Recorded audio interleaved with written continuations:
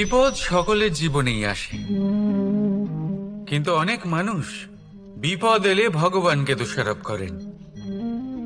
বলেন যে আপনি আমাকে রক্ষা কেন করছেন না? আপনার প্রতি আমার মনে অপার ভক্তি, সর্বদা আপনার জপ করি, তাও আপনি না আমাকে এই বিপদ মুক্ত হওয়ার কোনো পথ দেখাচ্ছেন, না এই বিপদ থেকে আমাকে বের করছেন। এবার এটা হলো আপনার ভাবনা, আপনার দৃষ্টিভঙ্গি। এবার আমি বলি সত্যিটা আসলে কি।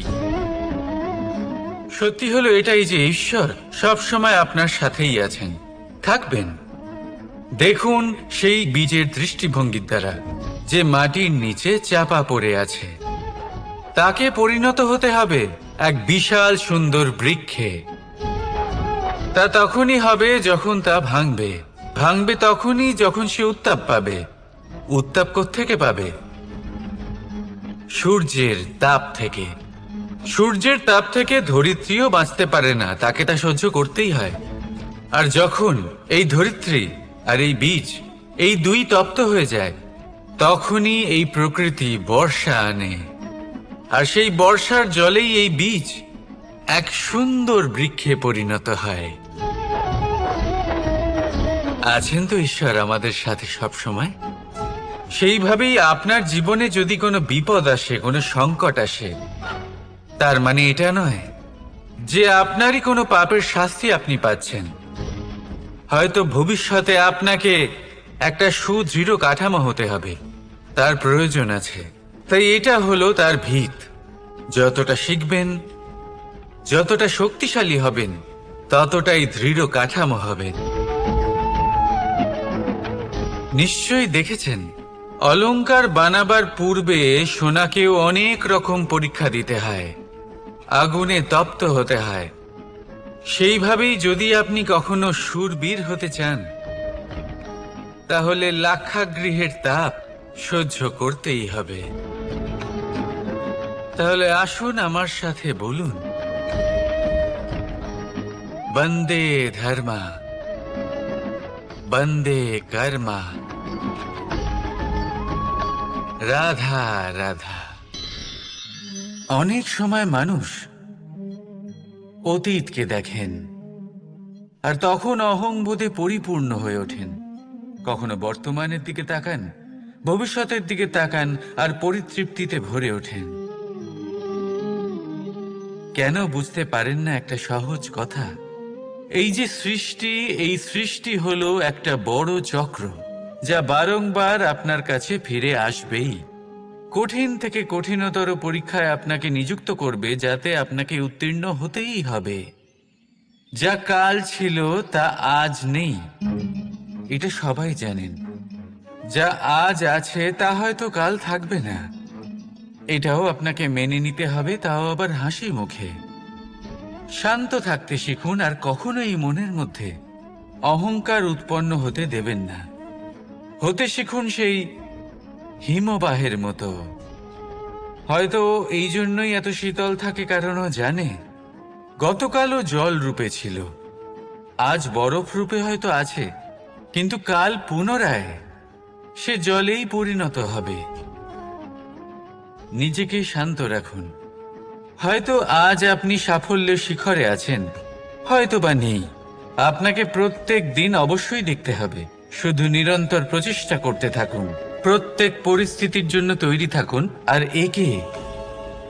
একে ভারসাম্যে রাখতে শিখুন। আপনার কাল হোক, আজ হোক বা আগামীকাল, আপনার ভালো দিন হোক বা খারাপ দিন, সব পবিত্র হয়ে যাবে। তাহলে আসুন আর আমার সাথে ভালোবেসে বলুন, রাধা রাধা। অন্ধকারাচ্ছন্ন রাত্রি যদি এসে থাকে, তাহলে আলোকিত প্রকাশ নিয়ে সূর্যও অবশ্যই আসে। রোগ যদি এসে থাকে, তাহলে তার ওষুধও অবশ্যই আসে।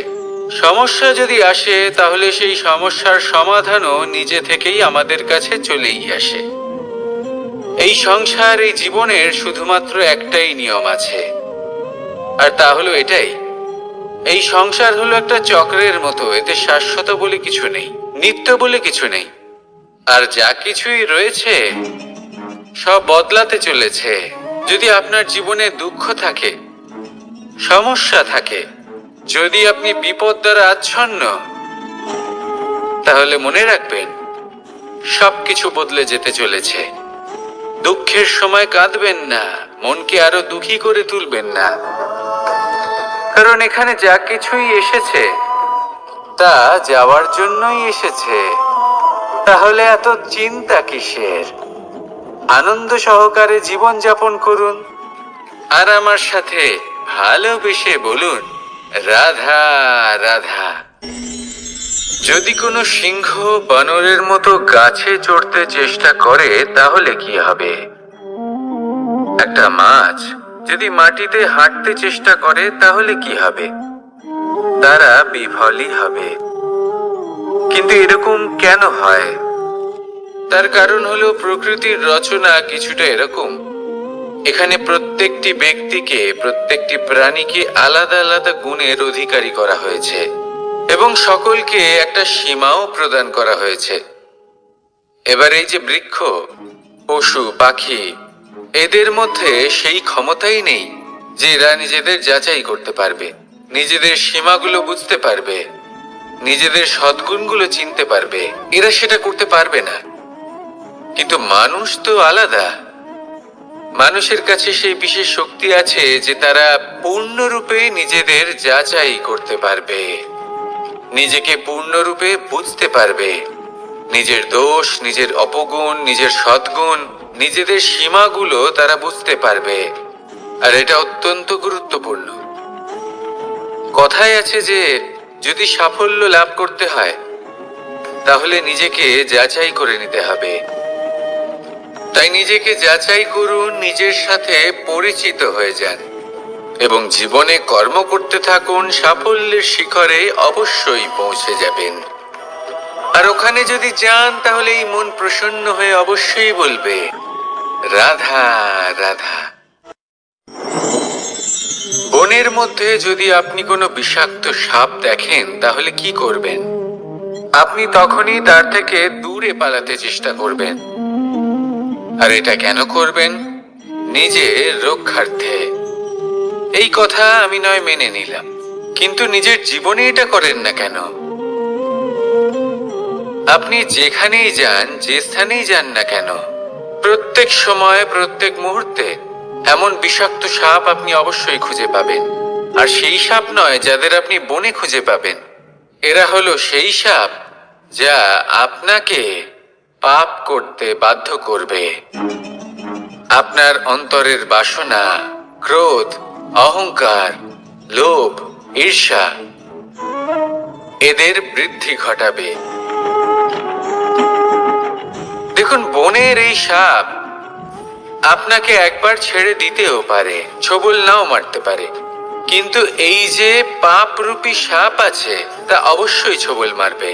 কর্ম যদি করেন তাহলে অবশ্যই ফল পাবেন। সেই জন্য যখনই কোথাও যাবেন, যদি এমন কাউকে দেখেন, যদি এমন কিছু দেখেন যে আপনাকে পাপ করতে বাধ্য করছে, তাহলে সেই মুহূর্তে সেখান থেকে পালিয়ে যান। যেমন বনের সাপ দেখে আপনি পালাতে থাকেন।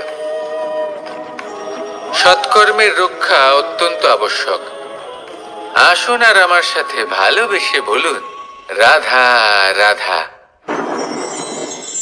মনুষ্য জীবনের সব থেকে বেশি গুরুত্বপূর্ণ বিষয় হলো মনের একাগ্রতা। এই সংসারের যে কটি মহান কার্য সম্পাদন হয়েছে তা হলো মনের এই একাগ্রতার একমাত্র ফল। আপনি অবশ্যই দেখে থাকবেন, অনেক ছোট বড় নদী যা বয়ে চলে তাদের সামনে একটা বাঁধ নির্মাণ করা হয় সেই সব নদীর জল সঞ্চয় করতে।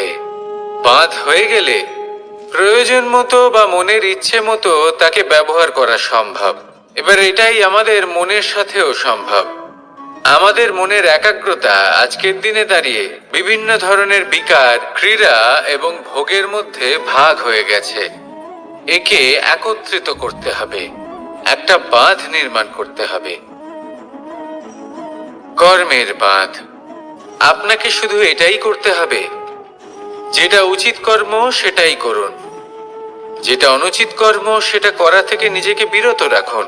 ব্যাস, এই কাজটাই আপনি করতে থাকুন, মনের মধ্যে একাগ্রতার বাঁধ নির্মাণ করুন।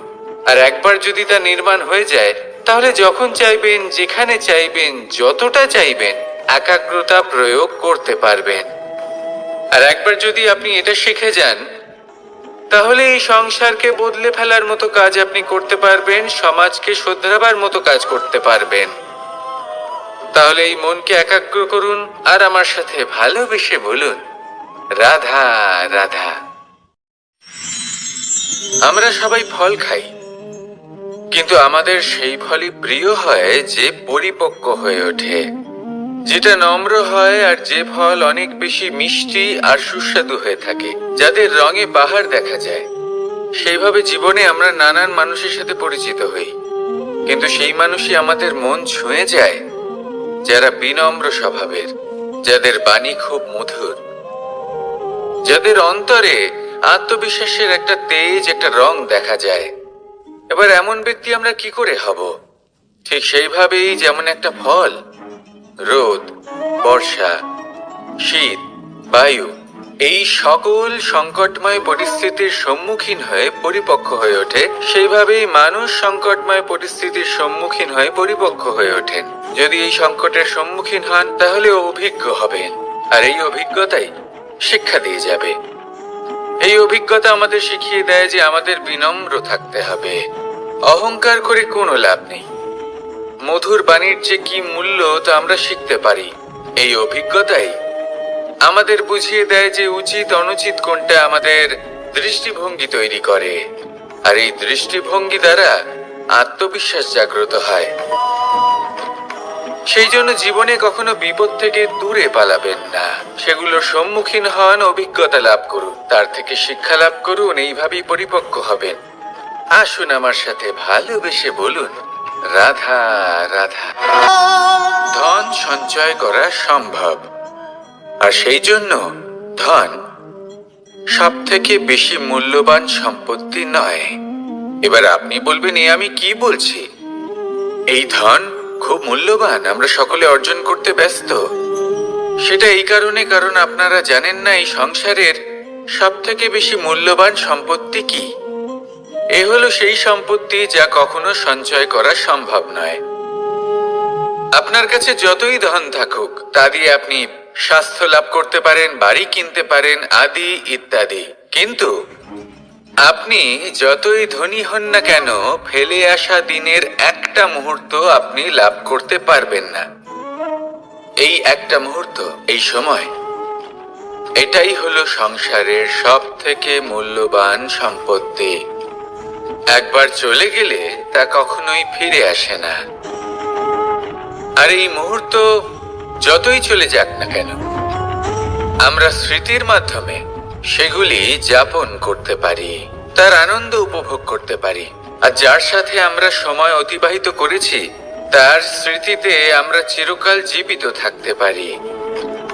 সেই জন্য সময় সব থেকে মূল্যবান সম্পত্তি, তাকে এইভাবে নষ্ট করবেন না। প্রত্যেকটা মুহূর্ত উপভোগ করুন, আনন্দ করুন, আর ভালোবেসে বলুন, রাধা রাধা। কনক, কি সুন্দর একটা শব্দ। এর অনেকগুলো রূপ রয়েছে, অনেকগুলো অর্থ রয়েছে।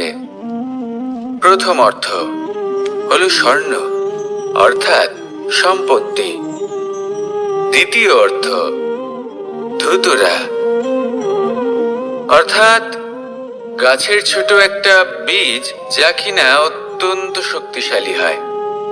যদি বেশি মাত্রায় এর প্রয়োগ করা হয়, তাহলে এটা বিষময় হয়ে উঠতে পারে। এই হলো সেই ধুতুরা যার প্রয়োগ মহাদেবের পুজোতে করা হয়। এবার প্রশ্ন হলো এটাই যে এই স্বর্ণ এবং এই ধুতুরার মধ্যে মিল কি রয়েছে। মিল হলো এটাই যে এই দুটোই মানুষকে মত্ত করে তোলে। ধুতুরা মানুষকে তখন মত্ত করে যখন তাকে সেবন করা হয়, কিন্তু স্বর্ণ, ধন, সম্পত্তি, মানুষ এটা যতটাই অর্জন করে নেয় সেটাই যথেষ্ট। এই স্বর্ণ মানুষের ভাবনা চিন্তা করার ক্ষমতাকে বশ করে ফেলে। মানুষ সম্পত্তির লোভে মত্ত হয়ে ওঠে, কারণ যে যত চমৎকারী, যতটা অমূল্য হয়, তাকে সামলানো কিন্তু ততটাই কঠিন, তাই না? তাই মনে রাখবেন, ধন, স্বর্ণ, সম্পত্তি এগুলো ধুতুরার থেকেও অনেক বেশি বিষাক্ত হতে পারে। তাই এর ওপর আত্মসংযমের একটা কবচ পরিয়ে রাখবেন এবং বিবেকের শক্তির সাথে এগুলো প্রয়োগ করুন, তবেই কল্যাণ হবে। আসুন আমার সাথে ভালোবেসে বলুন, রাধা রাধা। মানুষের জীবনে 3টি গুণ অত্যন্ত প্রয়োজনীয়: শ্রদ্ধা, বিনম্রতা, যোগ্যতা। যদি জ্ঞান লাভ করতে চান তাহলে শ্রদ্ধার প্রয়োজন, যদি মান লাভ করতে চান তাহলে স্বভাবে বিনম্র হওয়া প্রয়োজন, আর যদি মনোবাঞ্ছিত স্থান লাভ করতে চান তাহলে যোগ্যতার প্রয়োজন। বিষয়টা সহজ। শ্রদ্ধা আপনাকে জ্ঞান দেবে, নম্রতা আপনাকে মান, আর যোগ্যতা উচিত স্থান দেবে। কিন্তু যদি আপনি এই 3টি গুণ সম্মিলিত করেন তাহলে এমন কিছু লাভ করবেন যা এই সব কিছুর থেকে অনেক ঊর্ধ্বে: সম্মান। আর এ হলো সেই সম্মান যা প্রত্যেক মানুষের নিজের জীবনে লাভ করতে চেষ্টা করা উচিত, কারণ এই হলো সেই সম্মান যার কারণে আপনি চলে যাওয়ার পরেও এই সংসার আপনাকে ভালোবাসবে আর মনে রাখবে। আসুন আমার সাথে ভালোবেসে বলুন, রাধা রাধা। জীবনে গতি অত্যন্ত গুরুত্বপূর্ণ, মতিও হলো গুরুত্বপূর্ণ, এবং তার থেকেও বেশি গুরুত্বপূর্ণ হলো সঙ্গতি। একটা জলের ফোঁটা, তার মধ্যে গতি থাকে, প্রকৃতির মধ্যে তা লাভ করার ইচ্ছে নিহিত থাকে, কিন্তু এই যে সঙ্গতি তা নির্ধারিত করে যে এই জলের ফোঁটা ঝিনুকের মুখে পড়ে মুক্ততে পরিণত হবে নাকি বিষাক্ত সাপের মুখে পড়ে বিষে পরিণত হবে। এবার দেখুন, এই জঞ্জাল স্বর্ণকারের দোকানের সামনেও থাকে এবং জঞ্জাল একজন ব্যবসাদারের দোকানেও থাকে, কিন্তু জঞ্জাল যা স্বর্ণকারের দোকানে থাকে তা ব্যবসাদারের দোকানের জঞ্জালের থেকে অনেক বেশি মূল্যবান, কারণ তার মধ্যে সোনার কণার সঙ্গতি থাকে। সেই জন্য জীবনে সঙ্গতির উপর বিশেষ গুরুত্ব দেবেন। যেমন সঙ্গতি তেমনই আপনি হবেন। আসুন আমার সাথে ভালোবেসে বলুন, রাধা রাধা। প্রত্যেক প্রাণী ভালোভাবে জীবন যাপন করতে চান, এটা তাদের স্বভাবে আছে এবং ভাবাটা অনুচিত নয়। কিন্তু একটা ভালো জীবনের গুরুত্বপূর্ণ অংশ কোনটা? বসবাসের স্থান। সেই স্থান যেখানে আমরা জীবন অতিবাহিত করি। এবার মানুষ ভাবতে পারেন যে একটা ভালো বাসস্থানের অর্থ কি? সেই স্থান যেখানে সহজে জল পাওয়া যায়, যেখানে শুদ্ধ বায়ু পাওয়া যায়, যেখানে আনাজ উৎপন্ন হয়। এটা জীবনযাপনের জন্য পর্যাপ্ত বটে, কিন্তু ভালো জীবন যাপনের জন্য আরো একটা কথা আপনাকে বুঝতে হবে। সাধু, জ্ঞানী, পণ্ডিত ব্যক্তি, এই সকল মহাপুরুষ, এনাদের যে বাসস্থান তা অত্যন্ত বিশেষ হয়। এখানে এক ধরনের বিশেষ ইতিবাচক শক্তি থাকে, এমন একটা স্থান যেখানে দেবতারাও বিচরণ করেন। জীবন আমরা সবাই যাপন করি, কিন্তু জীবনের উদ্দেশ্য শুধুমাত্র জীবন যাপন করা নয়। জীবনের উদ্দেশ্য হলো মুক্তি লাভ করা। আর এই সকল সাধু, জ্ঞানী, পণ্ডিত ব্যক্তি, এই সকল মহাপুরুষ আপনাকে মুক্তির পথে নিয়ে যেতে পারেন। কারণ এরা হলেন সেই মহাপুরুষ যারা নিজেদের অন্তরের বিকার, অহংকার, ক্রোধ, বিদ্বেষ এই সকল দোষগুলিকে ত্যাগ করেছেন, এদের উপর বিজয় লাভ করেছেন। এমনই একজন ব্যক্তি আপনাকে মুক্তির পথে নিয়ে যেতে পারে। প্রয়োজন হলো শুধুই এনাদের চিনতে পারা, এদের কথা বুঝতে পারা এবং এদের দেখানো পথে চলা। যদি আপনি এটা করতে পারেন, তাহলে এই মন প্রফুল্ল হয়ে বলবে, রাধা রাধা। আমি এখানে একা এই বনে বসে আছি, বাঁশি বাজাচ্ছি। কার জন্য? কে আছেন এখানে? কেউ নেই।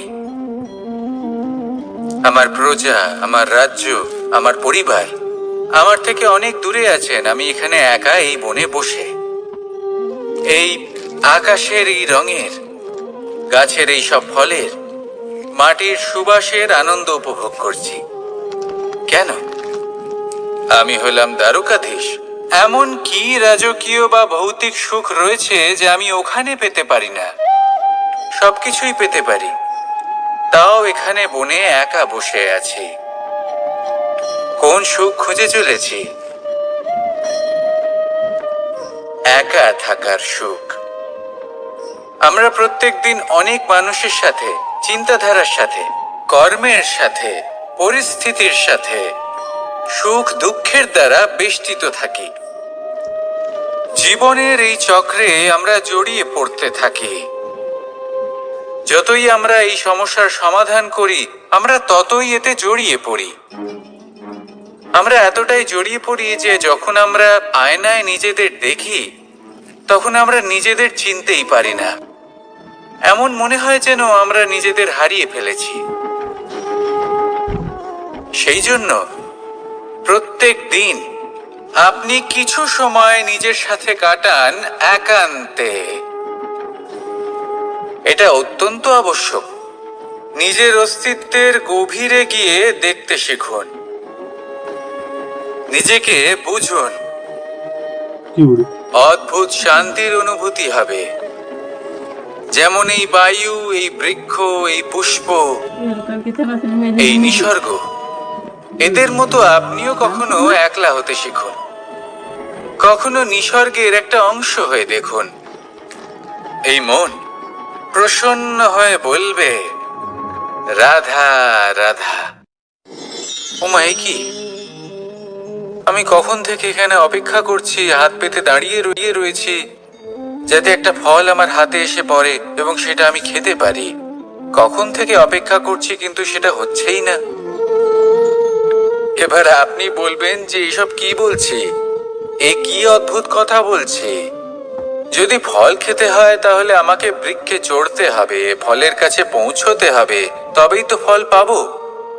এবারে এটা অত্যন্ত সহজ ব্যাপার, কিন্তু এই বিষয়টা আপনি নিজের জীবনের প্রসঙ্গে ভেবে দেখুন। লক্ষ্য কোথায় আছে আপনি জানেন, সেই লক্ষ্যে পৌঁছানোর পথ কি সেটাও আপনি জানেন, সেই পথে চলার ক্ষমতাও আপনার রয়েছে, কিন্তু তাও আপনি নিজের লক্ষ্য লাভ করতে পারছেন না। কেন? কারণ আপনি অপেক্ষা করছেন যে লক্ষ্য আপনার সামনে চলে আসবে, কিন্তু তা হয় না।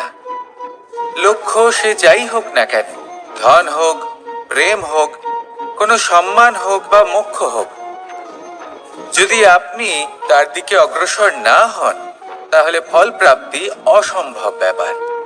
তা কোনোদিনই হবে না। সেই জন্য আপনার চোখের সামনে আপনি যদি নিজের লক্ষ্যকে দেখতে পান, তাহলে উঠুন এবং সেই দিকে অগ্রসর হতে শুরু করুন। নিজের অন্তরের সকল অশুভ গুণ দূর করুন, অলসতা ত্যাগ করুন, অজ্ঞানতা ত্যাগ করে দিন এবং চলতে থাকুন। অবশ্যই মনোবাঞ্ছিত ফল লাভ করতে পারবেন। মনে রাখবেন, চলতে থাকলে তবেই লক্ষ্য প্রাপ্তি হবে। অপেক্ষার দ্বারা শুধুমাত্র মৃত্যু লাভ হবে। আসুন আমার সাথে ভালোবেসে বলুন, রাধা রাধা। আমি দ্বারকাধীশ এবং আমার সভাতে বিভিন্ন সময় বিভিন্ন ধরনের মানুষ আসেন, নিজেদের দাবি নিয়ে, নিজেদের ইচ্ছে নিয়ে। কখনো কেউ ভোজন চান, আবার কখনো কেউ ওষুধ। কখনো কেউ বস্তু চান, কেউ আবার চান বস্ত্র। কারোর জ্ঞান চাই, কারোর ধন চাই, আবার কারোর বাসস্থান। অনেক সময় আমি এই অনুরোধ, এই ইচ্ছে পূর্ণ করি না। এবার আপনি এটা ভাবতেই পারেন যে কৃষ্ণ তো তাহলে লোভী, ওর কাছে তো সবকিছুই রয়েছে, তারপরেও সে নিজের প্রজার ইচ্ছে পূর্ণ করে না, তাদের সমস্যাগুলি বুঝতে পারে না, তাদের সুখ স্বাচ্ছন্দ্য প্রদান করে না। আসল সত্য হলো এটাই যে কোনো সবল ব্যক্তি, যে কোনো গৃহস্থ ব্যক্তি যে কাজ করতে সক্ষম, তার পরিশ্রম দ্বারাই নিজের প্রয়োজনগুলি এবং ইচ্ছেগুলি পূরণ করা উচিত। এটা অত্যন্ত প্রয়োজনীয়। আর এগুলো তিনি করতে পারেন শিল্প, ব্যবসা, আচরণ অথবা জ্ঞানের ভিত্তিতে। এই পথে চলতে হবে, পরিশ্রম করতে হবে, তবেই সে কিছু অর্জন করতে পারবে। এবার এমন কোনো ব্যক্তি যার এই সব কিছুতে কোনো রুচি নেই, যে কিছুই করতে চায় না, সে কিছুই অর্জন করতে পারবে না। এবার এরকম কোনো ব্যক্তিকে যদি আমি কোনো বস্তু প্রদান করি, তাহলে কি হবে? সে পরাধীন হয়ে যাবে, আর সেটা উচিত হবে না। তাহলে কি করা উচিত? তাকে পথ দেখানো, তাকে বোঝাতে হবে যে কোন পথে চলে তুমি নিজের লক্ষ্য প্রাপ্ত করতে পারবে। শিল্প, জ্ঞান, আচরণ এবং ব্যবসা, এই পথে কিভাবে চলে সেটা শেখাতে হবে। আর আমি সেটাই করি। তার ফলে কি হয়? ব্যক্তি স্বাধীন হয়ে যায়। সংসারে সে যা চাইবে তাই প্রাপ্ত করতে পারবে, কখনো কারোর থেকে কিছু চাইবার প্রয়োজন পড়বেই না। এই কথাটা সবসময় মনে রাখবেন। যখনই দান করবেন, তা ভাবনা চিন্তা করে এমন ভাবে দান করবেন যাতে সামনের ব্যক্তি স্বাধীন হতে পারে, পরাধীন নয়। আসুন আমার সাথে ভালোবেসে বলুন, রাধা রাধা। করতে শিখুন। পাণ্ডব, পাণ্ডবরা বন থেকে এসেছিলেন। ওনাদের কাছে না কোনো ধন ছিল, না কোনো সম্পদ, না বিদ্যা। নিজের পরিশ্রমের দ্বারা ওনারা বিদ্যা অর্জন করেছিলেন, আর তার দ্বারাই সম্পদ অর্জন করলেন আর ধনও অর্জন করলেন। এই পাণ্ডব ছিলেন অত্যন্ত কুশল এবং শক্তিশালী। যুধিষ্ঠির নিজের পরিশ্রম দ্বারা এমন জ্ঞান অর্জন করেছিলেন যে এই সংসার ওনাকে ধর্মরাজ যুধিষ্ঠির অভিহিত করেছিল। দেখতে গেলে পাণ্ডবদের কাছে সবকিছুই ছিল, কিন্তু যখন বিষয় এলো আরো ধন লাভ করার, তখন যুধিষ্ঠির, যিনি পাণ্ডবদের মধ্যে জ্যেষ্ঠ, তিনি সকল পাণ্ডবদের সাথে দ্রুত ক্রীড়ায় অংশগ্রহণ করে ফেললেন। এর ফলে না শুধু ধনলক্ষ্মী, ধর্মলক্ষ্মী, বিবেক লক্ষ্মী কেউ হারালেন, আর শুধু তাই নয়, নিজের গৃহলক্ষ্মী দ্রৌপদীকেও হারিয়ে ফেললেন। এর কারণ কি? ভুলে গেলেন খুব সহজ একটা কথা। এই সংসারে সম্মান এবং সাফল্য দুটোই পরিশ্রমের দ্বারা লাভ করতে হয়, কিন্তু দ্রুত ক্রীড়ার এই খেলা আমাদের ভাগ্যের উপর নির্ভরশীল। এই সংসারে দুটি পথ রয়েছে। একটা পথ যেখানে কর্ম এবং পরিশ্রমের দ্বারা আপনি নিজের পথ নিজেই রচনা করতে পারবেন, আর দ্বিতীয় পথ হলো যেখানে এই ভাগ্য এক মুহূর্তে আপনাকে শিখরেও পৌঁছে দিতে পারে, আবার ধূলিসাৎ করে দিতে পারে। আপনি কোন পথ বাছবেন, সেই চয়ন আপনারই। আসুন আর আমার সাথে ভালোবেসে বলুন, রাধা রাধা। কোনো এক সময়ের ঘটনা এটা। মা এবং বাবা হাটে গিয়েছিলেন। তখন আমি আর দাদা গিয়েছিলাম গরু চড়াতে। আমরা বাড়ি ফিরে এলাম, আর মা সেই সময় একটা কাজ করতেন। যখনই হাটে যেতেন, দরজা তালা বন্ধ করে যেতেন। উনি খুব ভালো করে জানতেন যে যদি ওনার এই মাখন চোর সঠিক সময়ে পৌঁছে যায় তাহলে এক ফোঁটাও মাখন ওনার অবশিষ্ট থাকবে না। এবার ঘটনা কিছুটা এরকম হলো যে মা আর বাবা মাঝে মাঝে হাটে যেতেন, তাই মাঝে মাঝেই দরজা তালা বন্ধ করতে হতো। যখন মা আর বাবা ফিরে এলেন তখন বাবা ভুলে গিয়েছিলেন যে এই চাবির গোছা থেকে ঠিক কোন চাবিটা দরজার তালা খোলার জন্য উপযোগী।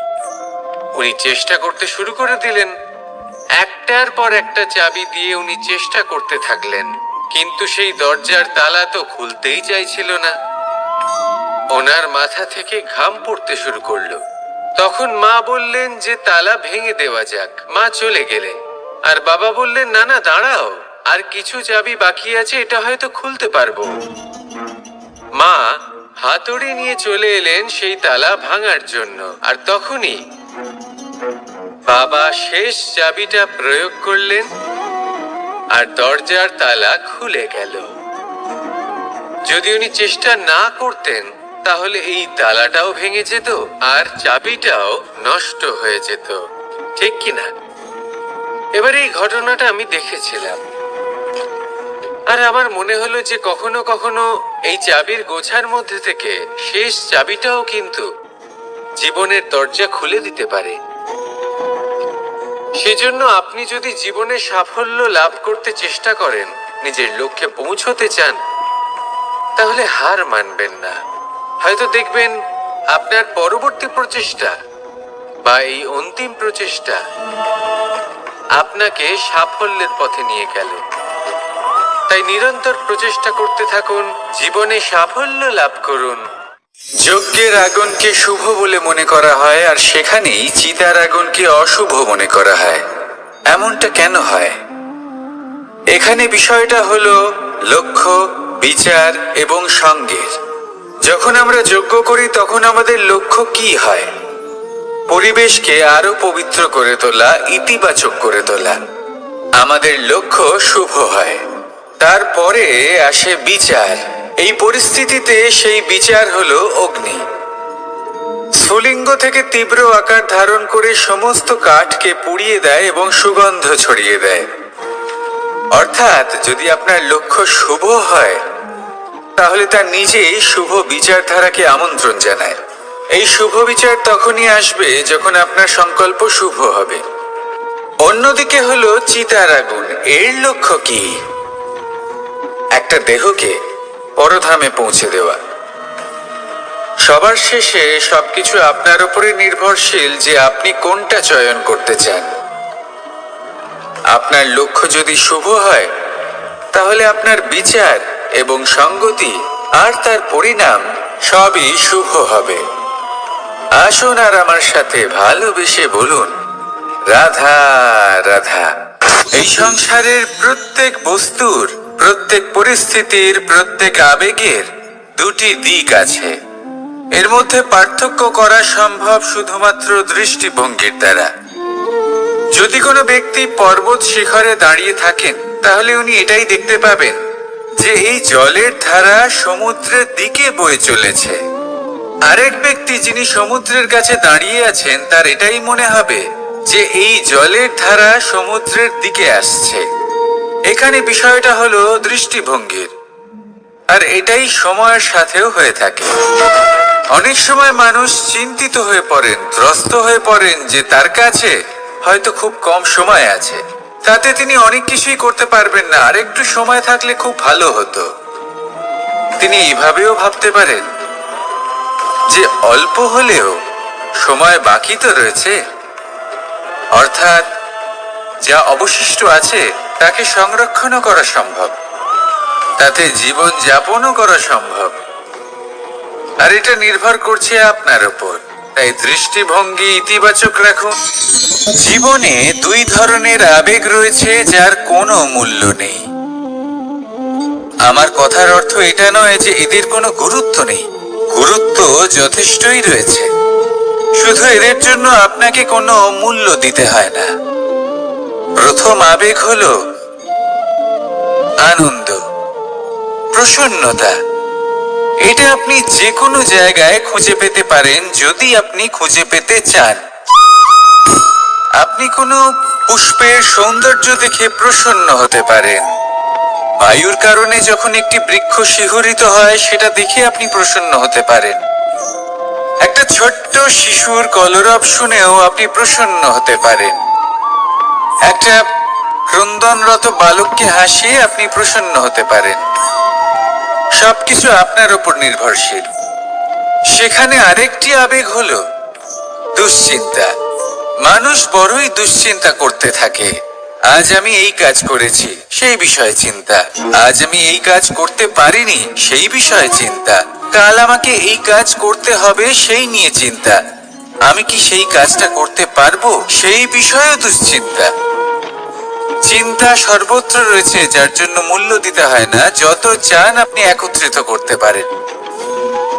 একটা গুরুত্বপূর্ণ কথা মনে রাখবেন, প্রসন্নতা জীবনের একটা নতুন সূত্রপাত।